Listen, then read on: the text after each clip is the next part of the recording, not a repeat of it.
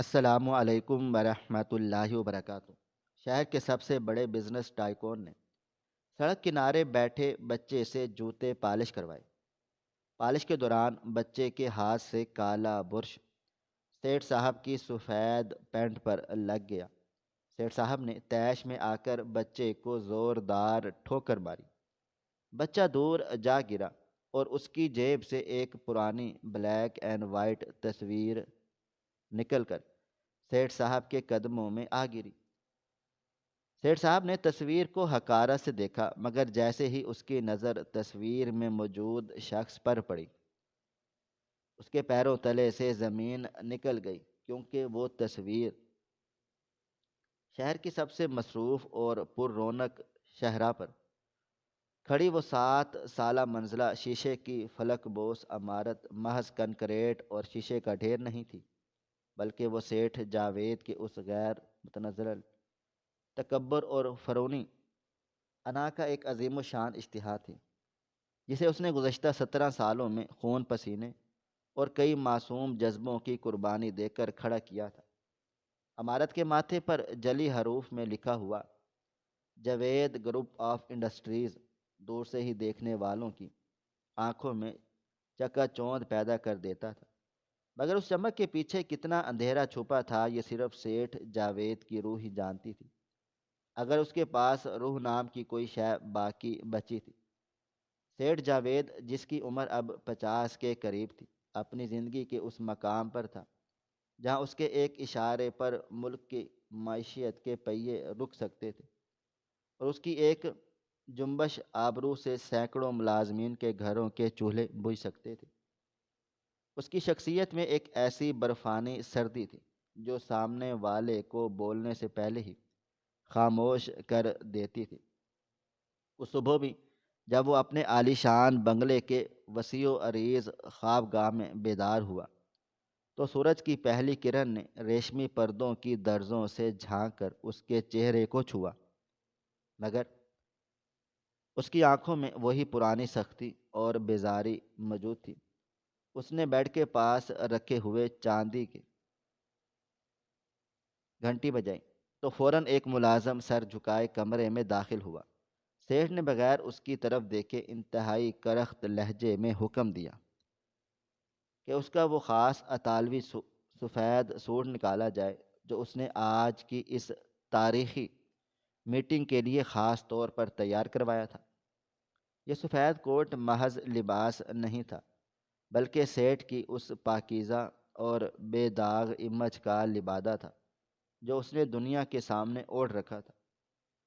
غسل خانے کے قیمتی اطالوی سنگ مرمر سے بنے فوارے تلے کھڑے ہو کر جب گرم پانی اس کے جسم کو چھو رہا تھا، تو وہ انجانے میں ان لمحوں کو بھلانے کی کوشش کر رہا تھا جو 17 سال پہلے اس نے ایک تاریک گلی میں چھوڑ دیے تھے، اور اسے یاد آ گیا تھا کہ کیسے وہ ایک معمولی کلرک تھا، اور اس کی پہلی بیوی زیبا جو اس وقت امید سے تھی، اس نے اسے کتنا روکا تھا، مگر دولت کی ہوس اور ایک بہت بڑے بزنس مین کی بیٹی سے شادی کا لالچ اسے زیبا کی محبت ممتا سے بہت دور لے گیا تھا۔ اس نے زیبا کو ایک کاغذ پر طلاق لکھ کر اس کے حوالے کر دی تھی، اور پھر کبھی پیچھے مڑ کر نہیں دیکھا تھا۔ اس کے لیے وہ رشتہ ایک بوجھ بن چکا تھا جسے اتار پھینکنا اس کی ترقی کے لیے نہایت ضروری تھا۔ آج وہ اس مقام پر تھا جہاں اسے زیبا کا چہرہ بھی دھندلا سا یاد تھا۔ ناشتے کی میز پر بیٹھے ہوئے اس نے اپنی بیگم، جو کہ اس کے بزنس پارٹنر کی بیٹی تھی، اس سے بھی کوئی بات نہیں کی، کیونکہ ان کے درمیان محبت نہیں بلکہ صرف ایک کاروباری معاہدہ تھا۔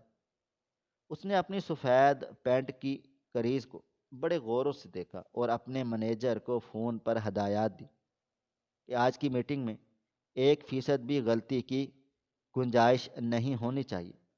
اس کا پورا وجود اس سفید کوٹ کی طرح بے داغ نظر آ رہا تھا، مگر وہ نہیں جانتا تھا کہ آج قدرت نے اس کی سفیدی پر وہ دھبا لگانا تھا جو کسی کیمیکل سے صاف نہیں ہونا تھا۔ دوسری طرف شہر کے اس گندے نالے کے پاس جہاں غریبوں کی بستیاں مٹی اور غلاظت میں اٹی رہتی تھیں، وہاں ایک ٹوٹے ہوئے کمرے میں 17 سالہ علی اپنی بیمار ماں کے پاؤں دبا رہا تھا۔ علی، جس کی عمر ابھی کھیل کود کی تھی، اس کے چہرے پر وقت سے پہلے ہی مردانہ سنجیدگی اور ذمہ داری کے نقوش ابھر آئے تھے۔ اس کی آنکھیں روشن تھیں، مگر ان میں بھوک اور محرومی کے سائے بھی صاف دکھائی دیتے تھے۔ اس کی ماں زیبا، جو کبھی شہر کی خوبصورت ترین عورتوں میں شمار ہوتی تھی، اب محض ہڈیوں کا ایک ڈھانچہ بن چکی تھی۔ اس کی مسلسل کھانسی اس چھوٹے سے کمرے کی خاموشی کو کسی آرے کی طرح چیر دیتی تھی۔ زیبا کو پھیپھڑوں کا عارضہ تھا، اور علی اپنی پوری کوشش کے باوجود اسے وہ علاج فراہم نہیں کر پا رہا تھا جس کی اسے ضرورت تھی۔ علی نے اپنی ماں کے ماتھے پر بوسہ دیا اور بڑی نرمی سے بولا، امی، آپ فکر نہ کریں۔ آج مجھے محسوس ہو رہا ہے کہ اللہ میری محنت کا صلہ دے گا۔ میں آج شہر کے بڑے چوک پر جاؤں گا، سنا ہے وہاں بہت بڑے بڑے لوگ آتے ہیں۔ اگر آج اچھی کمائی ہو گئی تو میں ڈاکٹر صاحب کی بتائی ہوئی وہ مہنگی دوائی ہر صورت لے آؤں گا۔ زیبا نے اپنی لرزتی ہوئی آواز میں جواب دیا، بیٹا تو کتنا تھک جاتا ہے، کاش تیرا باپ زندہ ہوتا تو تجھے اس عمر میں جوتے پالش نہ کرنے پڑتے۔ علی کا ہاتھ ایک لمحے کے لیے رکا۔ اسے ہمیشہ یہی بتایا گیا تھا کہ اس کا باپ ایک حادثے میں فوت ہو چکا ہے۔ اسے نہیں معلوم تھا کہ اس کا باپ اسی شہر میں شیش کے محل میں رہتا ہے۔ علی نے اپنا لکڑی کا پرانا بکس اٹھایا جس پر جا بجا کیل لگے ہوئے تھے، اور پالش کی بو اس کے کپڑوں میں رچ بس گئی تھی۔ اس بکس میں 2-3 پرانے برش اور کالی و بھوری پالش کی ڈبیاں پڑی ہوئی تھیں، جو اس کے گھر کا واحد اثاثہ تھی۔ علی جب گھر سے نکلا تو دھوپ کی تمازت بڑھ رہی تھی۔ وہ ننگے پاؤں یا ٹوٹے ہوئے سینڈل میں میلوں پیدل چل کر اس بڑے علاقے کی طرف بڑھا جہاں بڑی بڑی چمچماتی گاڑیاں گزر رہی تھی۔ اس کے پیٹ میں بھوک کے مروڑ اٹھ رہے تھے، مگر اس کے ذہن میں صرف اپنی ماں کی دوائی کا خیال تھا۔ اس نے سارا دن فٹ پاتھ پر بیٹھ کر گزارا۔ کئی لوگوں نے اسے جھڑکا، کئی لوگوں نے حقیر سمجھ کر دور رہنے کا کہا، مگر اس نے ہمت نہ ہاری۔ دوپہر تک اس نے محض چند سکے جمع کیے تھے، جو ایک وقت کی روٹی کے لیے بھی کافی نہ تھے۔ شام کے قریب جب سورج ڈھلنے لگا اور اس کی نارنجی روشنی شیشے کی عمارتوں پر پڑ کر انہیں سونے کا بنا رہی تھی، علی سیٹھ جاوید کی عمارت کے سامنے فٹ پاتھ پر آ کر بیٹھ گیا۔ اسے نہیں معلوم تھا کہ وہ موت اور زندگی کے اس کھیل میں شامل ہونے جا رہا ہے جس کا اسکرپٹ برسوں پہلے لکھا جا چکا تھا۔ سیٹھ جاوید اپنی میٹنگ ختم کر کے عمارت سے باہر نکلا۔ اس کا موڈ بہت خوشگوار تھا کیونکہ اس نے ایک بہت بڑا ٹھیکہ حاصل کر لیا تھا۔ اس کی مرسڈیز گیٹ پر کھڑی تھی اور ڈرائیور نے ادب سے دروازہ کھولا، مگر سیٹھ جاوید کی نظر اچانک اپنے جوتوں پر پڑی جو صبح کی چمک کھو چکے تھے اور ان پر گرد کی ایک باریک تہ جمی ہوئی تھی۔ اس نے اپنی سفید پینٹ کی طرف دیکھا جو اب بھی بالکل بے داغ تھی۔ اس نے سوچا کہ میٹنگ کی کامیابی کا جشن منانے سے پہلے اسے اپنی شخصیت کو دوبارہ پرفیکٹ بنانا چاہیے۔ اس نے ادھر ادھر دیکھا تو اسے فٹ پاتھ کے کونے پر بیٹھا 17 سالہ علی نظر آیا جو اپنا سامان سمیٹنے ہی والا تھا۔ سیٹھ جاوید نے انگلی کے اشارے سے اسے قریب بلا لیا۔ علی، جو سارا دن کی تھکن سے چور چور تھا، ایک دم سے اچھل کر کھڑا ہو گیا۔ اسے لگا جیسے اس کی دعا قبول ہو گئی اور دن کی آخری کمائی اسے اس کی منزل تک پہنچا دے گی۔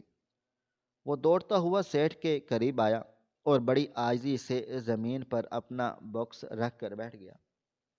سیٹھ جاوید نے اپنا ایک پاؤں باکس کے اوپر رکھا اور فون پر کسی سے بلند آواز میں اپنی کامیابی کا تذکرہ کرنے لگا۔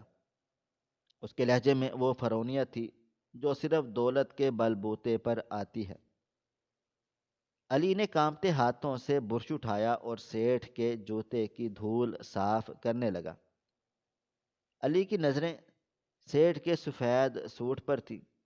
اسے اپنی زندگی میں اتنا سفید اور چمکدار لباس پہلے کبھی نہیں دیکھا تھا۔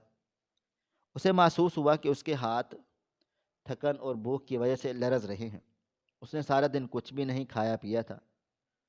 اس کے سر میں درد کی ٹیسیں اٹھ رہی تھی۔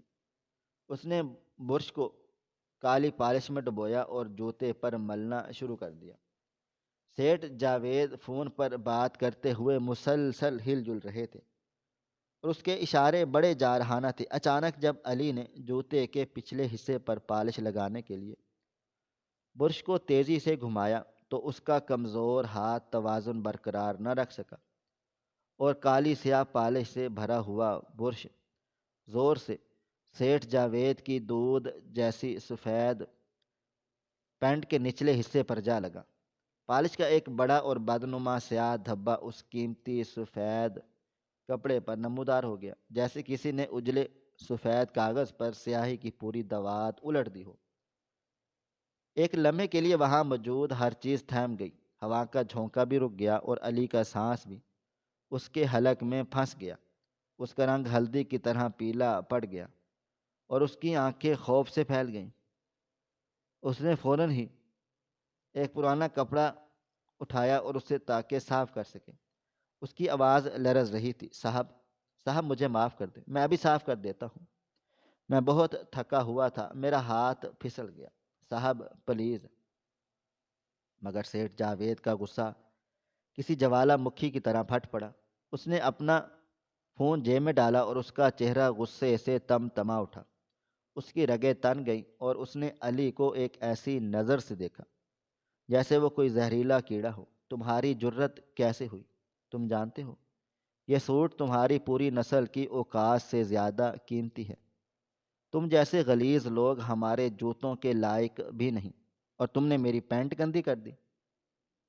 علی اب بھی اس کے پیروں میں گرا ہوا تھا اور کپڑے سے پینٹ صاف کرنے کی ناکام کوشش کر رہا تھا، مگر جاوید سیٹھ کے اندر چھپا ہوا وہ درندہ جاگ چکا تھا جس نے برسوں پہلے ایک حاملہ عورت کو بھی ایسے ہی ٹھکرا دیا تھا۔ اس نے ایک بھرپور نفرت کے ساتھ اپنا پاؤں پیچھے ہٹایا اور پوری قوت سے علی کے سینے پر ایک زوردار ٹھوکر ماری۔ علی اس اچانک اور وحشیانہ وار کو برداشت نہ کر سکا اور پیچھے کی طرف اٹھتا ہوا فٹ پاتھ کے کنارے پڑے ایک لوہے کے کھمبے سے جا ٹکرایا۔ اس کا بکس الٹ گیا تھا۔ پالش کی ڈبیاں سڑک پر بکھر کر گندگی پھیلانے لگیں اور اس کی جیب سے ایک پرانی بوسیدہ اور مڑی تڑی بلیک اینڈ وائٹ تصویر نکل کر ہوا میں لہراتی ہوئی اور پھر رقص کرتی ہوئی سیٹھ جاوید کے ان مہنگے جوتوں کے عین پاس جا گری جنہیں ابھی علی نے چمکایا تھا۔ علی درد کی شدت سے کراہ رہا تھا اور اس کے منہ سے خون کی ایک باریک لکیر نکل کر فرش پر گر رہی تھی، مگر سیٹھ جاوید اب بھی اسے حقارت سے دیکھ رہا تھا۔ اس نے اپنی پینٹ کا وہ دھبا دیکھا اور پھر نفرت سے اس تصویر کی طرف نظر ڈالی جو الٹی پڑی تھی۔ اسے نہیں معلوم تھا کہ اس تصویر کے دوسری طرف وہ سچائی لکھی ہے جو اس کے شیشے سے کے محل کو ہمیشہ کے لیے چکنا چور کر دینے والی تھی۔ یہ وہی تصویر تھی جو 17 سال سے زیبا نے اپنی جان سے زیادہ سنبھال کر رکھی تھی اور جسے آج علی نے برکت کے لیے اپنی جیب میں رکھا ہوا تھا۔ سیٹھ جاوید کے قدموں میں پڑی وہ تصویر جیسے ہی الٹ کر سیدھی ہوئی، اس کے اوپر پڑنے والی اسٹریٹ لائٹ کی روشنی نے سیٹھ کی آنکھوں میں جیسے تیزاب بھر دیا۔ وہ تصویر جس میں ایک سادہ سی معصوم مگر بے پناہ خوبصورت عورت ایک چھوٹے سے بچے کو گود میں لیے ہوئے کھڑی تھی، سیٹھ جاوید کے لیے محض ایک کاغذ کا ٹکڑا نہیں تھی بلکہ ایک جیتا جاگتا ملامت نامہ تھا۔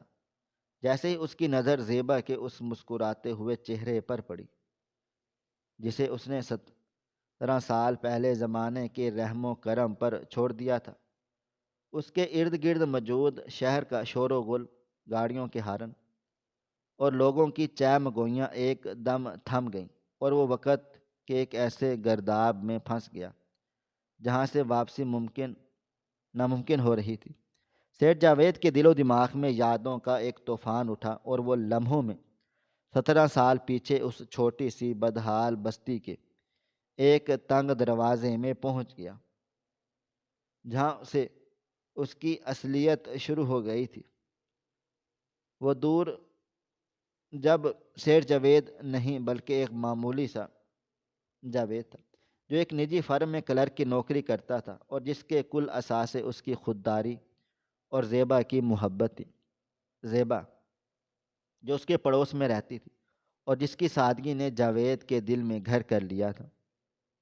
ان کی شادی بڑے ارمانوں سے ہوئی تھی۔ وہ دن یاد کر کے جاوید کے سینے سے میں بھی ایک ٹھیس اٹھ گئی تھی، جب وہ ایک چھوٹے سے کرائے کے مکان میں رہتے تھے جس کی دیواروں کا پینترا اکھڑ چکا تھا، جہاں بارشوں نے چھت سے پانی ٹپکتا تھا، مگر زیبا نے کبھی کوئی شکایت نہ کی تھی۔ وہ اپنی پرانی سلائی مشین پر بیٹھ کر محلے کے کپڑے سیتی تاکہ جاوید کی قلیل تنخواہ میں کچھ اضافہ ہو سکے اور وہ دونوں باعزت زندگی گزار سکیں۔ جاوید کو یاد آیا کہ کیسے وہ دفتر سے تھکا آرا آتا تھا اور زیبا اسے مسکراتے ہوئے اسے پانی کا گلاس دیتی تھی۔ ان کی دنیا چھوٹی تھی مگر اس میں سکون تھا۔ پھر جاوید کے دل میں ترقی کی ہوس اور دولت پانے کی ایک ایسی آگ لگی جس نے سکون کو جلا کر راکھ کر ڈالا۔ اس کے دفتر کا مالک سیٹھ منصور ایک نہایت با اثر اور مالدار شخص تھا جس کی کوئی اولاد نہیں تھی سوائے ایک بیٹی کے جس کا نام شگفتہ تھا۔ شگفتہ ایک ضدی اور مغرور لڑکی تھی، مگر اسے جاوید کی خاموشی اور اس کے کام کرنے کی لگن پسند آ گئی تھی۔ ایک دن سیٹھ منصور نے جاوید کو اپنے عالیشان دفتر میں بلایا اور اس کے سامنے ایک ایسی پیشکش رکھی جس نے جاوید کے پیروں تلے سے زمین نکال دی تھی۔ جاوید، میں جانتا ہوں تم ایک باصلاحیت نوجوان ہو۔ میں تمہیں اپنی انڈسٹری کا پارٹنر بنانا چاہتا ہوں، مگر ایک شرط ہے، تمہیں میری بیٹی شگفتہ سے شادی کرنی ہوگی۔ جاوید کے سامنے ایک طرف وہ کچا مکان، زیبا کی محبت اور آنے والے بچے کی ذمہ داری، اور دوسری طرف سونے کی دیواریں، بڑی گاڑیاں اور شہر کے سب سے طاقتور شخصیت بننے کا خواب تھا۔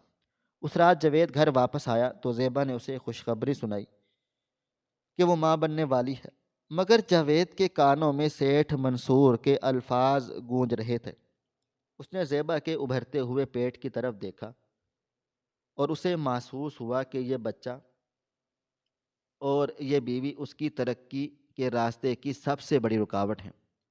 اس کی انا نے اسے یہ سب یقین دلا دیا، اگر اس نے یہ موقع ہاتھ سے گنوا دیا تو وہ پوری رات اسی غربت کی چکی میں پستا رہے گا۔ کئی راتیں وہ سو نہ سکا، ضمیر اور ہوس کے درمیان ایک جنگ چلتی رہی، مگر آخر کار ہوس جیت گئی۔ اسے وہ برسات کی رات آج بھی یاد تھی جب اس نے اپنا مختصر سا سامان ایک پرانے بیگ میں ڈالا تھا۔ زیبا گہری نیند سو رہی تھی اور اس کے چہرے پر ایک اطمینان تھا۔ جاوید نے کانپتے ہاتھوں سے میز پر ایک خط رکھا جس میں اس نے لکھا تھا، زیبا، میں ایک ایسی دنیا کی طرف جا رہا ہوں جہاں تمہاری کوئی بھی جگہ نہیں ہے۔ میں تمہیں طلاق دیتا ہوں تاکہ تم اپنی راہ الگ کر سکو۔ مجھے ڈھونڈنے کی کوشش مت کرنا۔ وہ اس رات خاموشی سے گھر سے نکلا تو آسمان بھی رو رہا تھا، مگر جاوید نے مڑ کر کبھی نہیں دیکھا۔ اس نے شگفتہ سے شادی کر لی اور دیکھتے ہی دیکھتے وہ جاوید سے سیٹھ جاوید بن گیا۔ اس نے زیبا کو ہمیشہ کے لیے اپنے ماضی کے کسی بند کمرے میں دفن کر دیا تھا، مگر آج اس تصویر نے اس کمرے کا تالا توڑ دیا۔ جاوید کے ذہن میں وہ سارے مناظر کسی فلم کی طرح چلنے لگے کہ کیسے اس نے دولت کے لیے اپنا ضمیر بیچا، کیسے اس نے اپنی پہلی محبت اور خون اشام کو ایک ہی جھٹکے میں ٹھکرا دیا۔ اسے یاد آیا کہ شادی کے ابتدائی سالوں میں جب وہ کامیابی کی سیڑھیاں چڑھ رہا تھا تو کبھی کبھی رات کے پچھلے پہر اسے زیبا کی سسکیاں سنائی دیتی تھیں، مگر وہ اپنے دل کو پتھر بنا لیتا تھا۔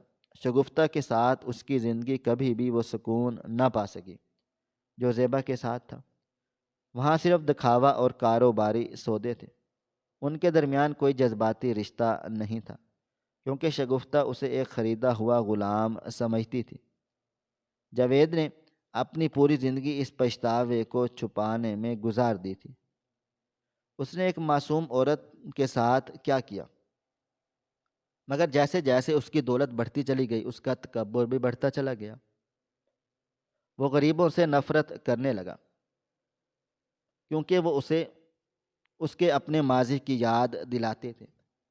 اس نے ہمیشہ کوشش کی کہ وہ کسی ایسی بستی کی طرف نہ جائے جہاں اس نے اپنی زندگی کے وہ 20 سال گزارے تھے، مگر آج تقدیر اسے اسی موڑ پر لے آئی تھی جہاں اس نے زیبا کو چھوڑا تھا۔ جاوید نے اپنی سفید پینٹ پر لگے سیاہ دھبوں کو دیکھا اور پھر اس تصویر کو۔ اسے محسوس ہوا کہ یہ سیاہ دھبا دراصل اس کے اپنے کردار کا عکس ہے جو اس کی پوری شخصیت پر پھیل چکا ہے۔ وہ بچہ جس کو اس نے ابھی ٹھوکر ماری تھی، اس کی عمر 17 سال تھی اور جاوید نے زیبا کو بھی 17 سال پہلے ہی چھوڑا تھا۔ ایک خوفناک خیال اس کے دل و دماغ میں بجلی بن کر کوند گیا۔ کیا یہ بچہ میرا اپنا خون ہے؟ کیا یہ وہی بچہ ہے جو اس رات زیبا کے بطن میں پل رہا تھا؟ اس کے ہاتھ کانپنے لگے۔ اس کی وہ فرونی انا جو بھی چند منٹ پہلے آسمانوں سے باتیں کر رہی تھی اب ریزہ ریزہ ہو رہی تھی۔ اسے یاد آیا کہ اس تصویر کے پیچھے زیبا نے ہمیشہ اپنا نام اور تاریخ لکھی ہوتی تھی۔ اس نے انتہائی لرزتے ہوئے ہاتھوں سے تصویر کو اٹھایا اور اسے الٹ کر دیکھا تو اس کے اوپر خون کے چند قطرے گرے تھے جو علی کے منہ سے نکلے تھے۔ ان قطروں کے نیچے ایک دھندلی سی تحریر تھی: جاوید اور زیبا کی محبت کی نشانی، ہمارا علی، 2008۔ یہ تحریر دیکھ کر سیٹھ جاوید کے پیروں تلے سے زمین نکل گئی تھی۔ اس کے حلق سے ایک ایسی آواز نکلی جو شاید کسی زخمی درندے کی ہوتی ہے۔ اس نے مڑ کر اس بچے کی طرف دیکھا جو فٹ پاتھ کے کنارے پڑا درد سے کرا رہا تھا اور جس کا بکس سڑک پر بکھرا ہوا تھا۔ جاوید کو محسوس ہوا کہ اس نے علی کو نہیں بلکہ اپنے ہی وجود کو ٹھوکر ماری ہے۔ وہ تمام دولت، وہ نشے کی عمارت، وہ مرسڈیز، وہ اسے سب سے کسی ڈھیر کی طرح لگنے لگا۔ اسے اپنے ماضی کا وہ پورا سفر ایک گناہ کی داستان معلوم ہونے لگا جس کا انجام آج اس کے سامنے تھا۔ وہ چاہتا تھا کہ وہ بھاگ کر اس بچے کو گلے سے لگا لے، اسے بیٹا کہہ کر پکارے، مگر اس کی زبان گنگ ہو چکی تھی۔ اس کے ذہن پر بار بار زیبا کا آخری وہ چہرہ یاد آ رہا تھا جب وہ سو رہی تھی، اور پھر اسے اس بچے کا چہرہ نظر آیا جس کی آنکھیں بالکل زیبا کے جیسی تھی۔ وہی معصومیت، وہی چمک اور وہی درد جو اس نے زیبا کو دیا تھا۔ جاوید کو احساس ہوا کہ قدرت کا انصاف کتنا بے رحم ہے۔ اس نے 17 سال تک جس حقیقت سے فرار اختیار کیا تھا، آج اسی حقیقت نے اسے سرعام رسوا کر دیا تھا۔ وہ ماضی کی ان تلخ یادوں میں اتنا غرق ہو گیا تھا کہ اسے ہوش ہی نہ رہا کہ وہ کہاں کھڑا ہے۔ اسے یاد آیا اس نے زیبا کے خطوط بھی کبھی نہیں پڑھے تھے جو اس نے شادی کے پہلے چند ماہ میں لکھے تھے۔ وہ خطوط جو شاید کسی ملازم نے کچرے میں پھینک دیے تھے۔ ان خطوط میں شاید زیبا نے اسے بتایا ہوگا کہ اس کا بیٹا پیدا ہوا ہے، شاید اس نے کبھی مدد مانگی ہوگی، مگر جاوید نے تو اپنا دل ہی نہیں بلکہ اپنی انسانیت بھی بیچ دی تھی۔ آج اس تصویر نے اس کے سامنے وہ آئینہ رکھ دیا تھا جس میں وہ خود کو ایک کامیاب بزنس مین نہیں بلکہ ایک مجرم کے طور پر دیکھ رہا تھا۔ اس کا پورا جسم پسینے میں شرابور تھا اور اس کے دل کی دھڑکنیں اس کے کانوں میں ہتھوڑوں کی طرح بج رہی تھیں۔ وہ ماضی کی ان تاریک گلیوں سے نکل کر اب حال کی اس تلخ حقیقت میں واپس آ رہا تھا، جہاں ایک بچہ اس کی ٹھوکر سے زخمی پڑا تھا، اور وہ بچہ کوئی اور نہیں بلکہ اس کا اپنا وارث تھا۔ سیٹھ جاوید نے تصویر کو اپنے سینے سے لگایا، مگر اسے ڈر تھا کہ کہیں کوئی اسے دیکھ نہ لے۔ اس کا تکبر ابھی بھی کہیں نہ کہیں اس کے ضمیر کو دبا رہا تھا کہ اگر اس نے اس بچے کو اپنا لیا تو معاشرے میں اس کی کیا عزت رہ جائے گی۔ مگر دوسری طرف خون کا وہ پکار تھا جو اسے اپنی طرف کھینچ رہا تھا۔ جاوید نے ایک بار پھر علی کی طرف دیکھا۔ علی نے ہمت جمع کر کے اٹھنے کی کوشش کی، مگر درد کی وجہ سے دوبارہ گر گیا۔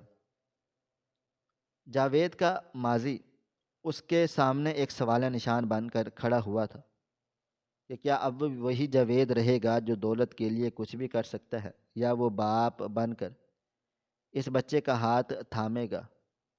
فی الحال اس نے خود کو مٹی میں گرا لیا تھا۔ اسی کشمکش میں جاوید کی روح تڑپ اٹھی۔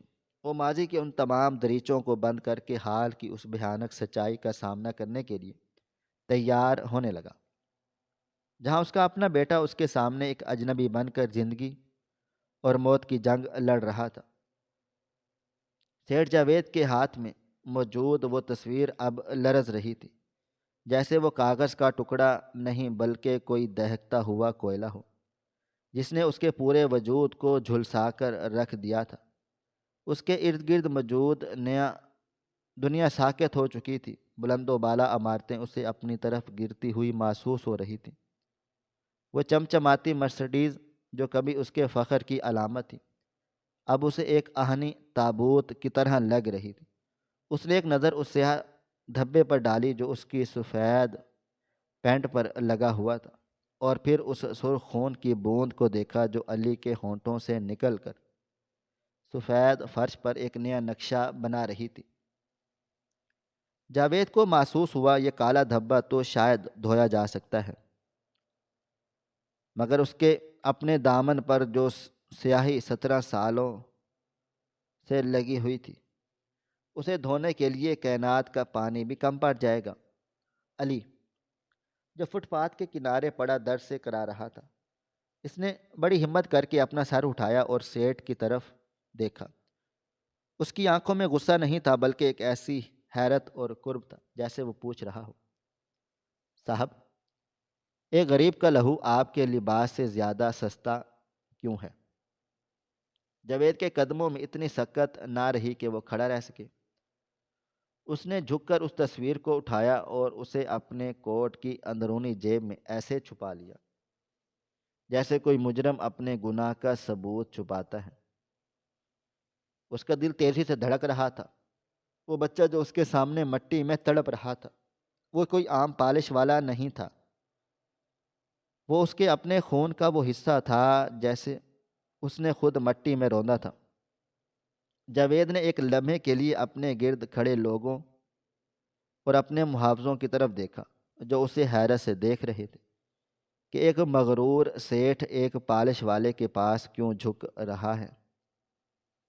جاوید نے اپنی انا کو آخری بار کچلنے کی کوشش کی اور لرزتی ہوئی آواز میں اپنے گارڈز کو حکم دیا، اسے اٹھاؤ، اسے گاڑی میں ڈالو، ہم اسے ہسپتال لے کر جائیں گے۔ گارڈز ہکا بکا رہ گئے۔ مگر صاحب، آپ کی میٹنگ، آپ کا یہ لباس، جاوید نے دھاڑ کر کہا، میں نے کہا اسے اٹھاؤ۔ علی کو جب گاڑی کی نرم نشستوں پر لٹایا گیا تو اسے ہوش نہیں تھا، مگر اس کے جسم سے نکلنے والی مٹی اور خون نے مرسڈیز کے قیمتی چمڑے کو گندا کر دیا تھا۔ جاوید کو اس بار گندگی سے گھن نہیں آئی بلکہ اسے محسوس ہوا کہ یہ گندگی تو انسان کی اپنی ہی زندگی کا حاصل ہے۔ ہسپتال کے راستے میں جاوید کی نظریں مسلسل علی کے چہرے پر جمی رہیں۔ وہی نقش و نگار، وہی ماتھا، وہی معصومیت جو کبھی اس کے آئینے میں اس کی اپنی جوانی ہوا کرتی تھی۔ ڈاکٹر نے جب علی کو ایمرجنسی میں داخل کیا تو جاوید باہر راہداری میں دیوانہ وار ٹہلتا رہا۔ اس کے ذہن میں بار بار وہ تصویر اور اس کے پیچھے لکھی ہوئی تحریر ہمارا علی گردش کر رہی تھی۔ اسے یاد آیا کہ زیبا نے ہمیشہ اس سے کہا تھا، جاوید، چاہے ہم کتنے ہی غریب کیوں نہ ہوں، ہمارا بچہ ہماری سب سے بڑی دولت ہوگا۔ اور جاوید نے اس دولت کو ایک شیشے کے محل کی خاطر سڑک پر پھینک دیا تھا۔ کچھ دیر کے بعد ڈاکٹر باہر نکلا۔ اس کے چہرے پر تشویش تھی۔ سیٹھ صاحب، بچے کو اندرونی چوٹ آئی ہے، اسے فوری خون کی ضرورت ہے، اور اس کی حالت پہلے ہی غذائیت کی کمی کی وجہ سے بہت زیادہ کمزور ہے۔ ہمیں اس کے گھر والوں کو مطلع کرنا ہوگا۔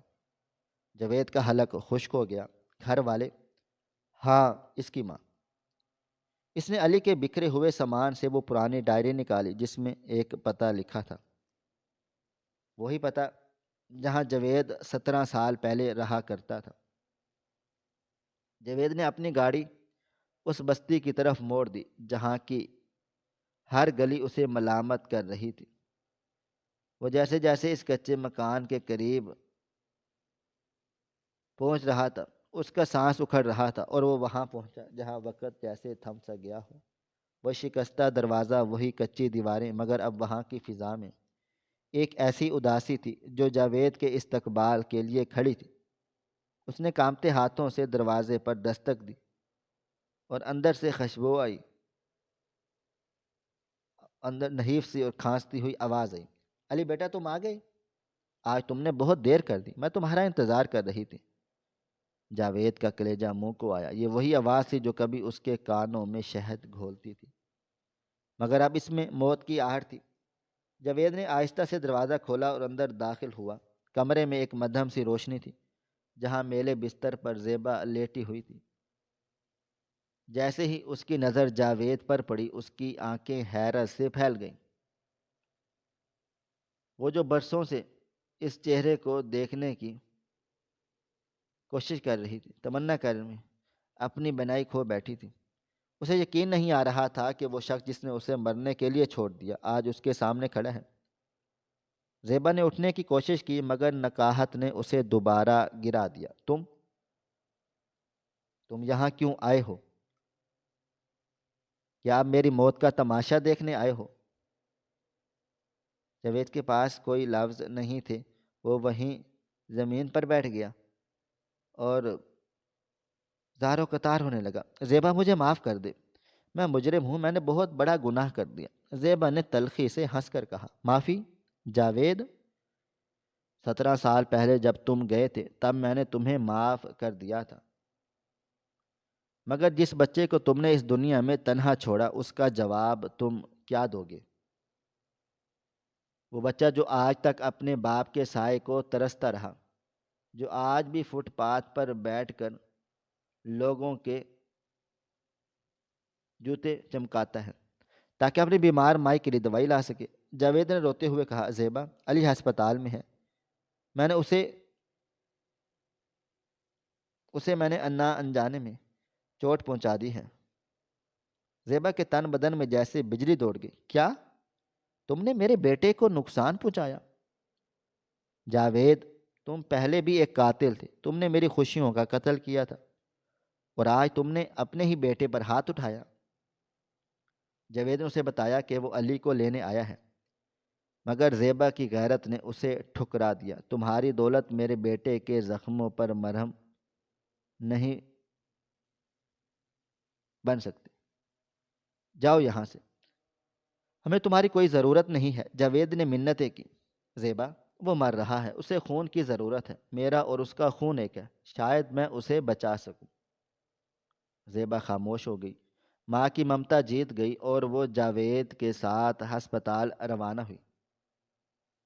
ہسپتال کی راہداری میں جب زیبا اور جاوید ساتھ چل رہے تھے تو وہ منظر قدرت کا سب سے بڑا تماشا تھا۔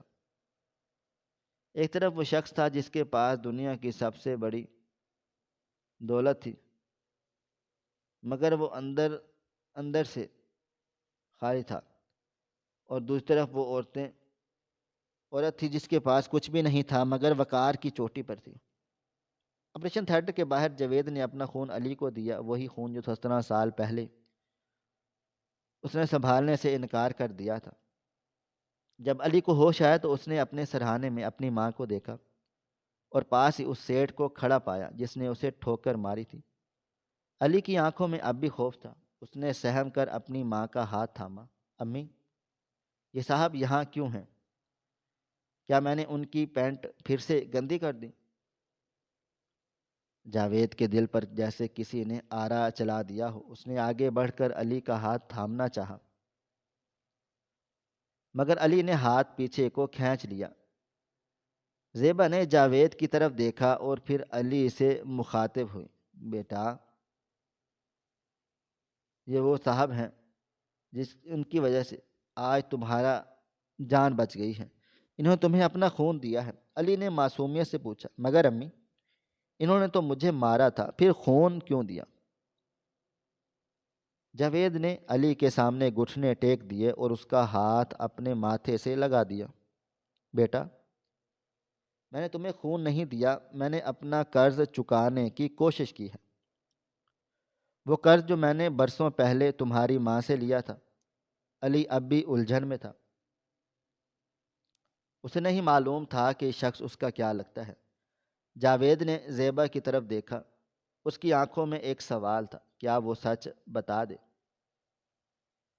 زیبا نے ایک لمبی خاموشی کے بعد کہا، علی، یہ وہی شخص ہے جس کی تصویر تم اپنی جیب میں رکھتی ہو۔